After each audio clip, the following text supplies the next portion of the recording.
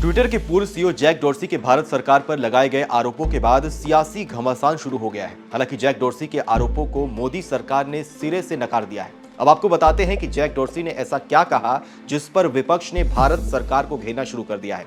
दरअसल ट्विटर के पूर्व सीईओ जैक डॉर्सी से एक इंटरव्यू के दौरान जब ये सवाल पूछा गया कि क्या कभी किसी सरकार की तरफ से उन पर दबाव बनाने की कोशिश की गई, इसके जवाब में डॉर्सी ने कहा कि भारत में ऐसा कई बार हुआ है। उन्होंने भारत सरकार पर क्या क्या आरोप लगाए हैं, एक बार हम आपको बताते हैं।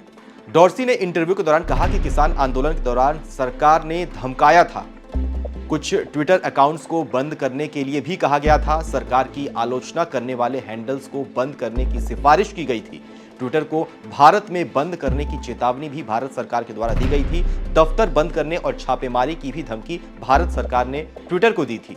ये आरोप ट्विटर के पूर्व सीईओ जैक डॉर्सी ने भारत सरकार पर लगाए हैं। जैक डॉर्सी ने भारत की तुलना तुर्की से की और बताया कि तुर्की में भी इसी तरह की समस्या का सामना करना पड़ा है। उन्होंने कहा कि तुर्की सरकार ने भी तुर्की में ट्विटर को बंद करने की धमकी दी थी। जैक डॉर्सी के इंटरव्यू के बाद विपक्ष मोदी सरकार पर हमलावर हो गई है। कांग्रेस प्रवक्ता रणदीप सुरजेवाला ने डॉर्सी के आरोपों पर भारत सरकार से सफाई मांगी, तो वहीं उद्धव गुट की सांसद प्रियंका चतुर्वेदी ने कहा कि भारत सरकार ने किसानों की आवाज को कुचलने की कोशिश की है।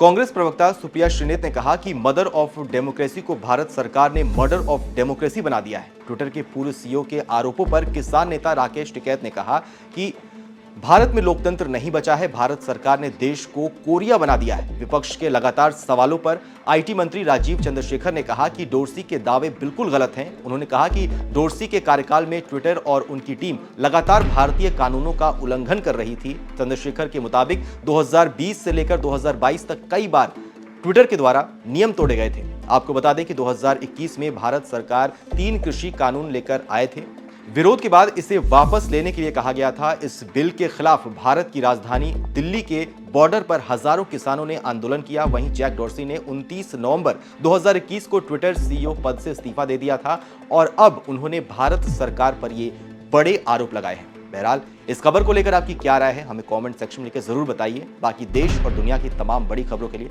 सब्सक्राइब कीजिए आज तक।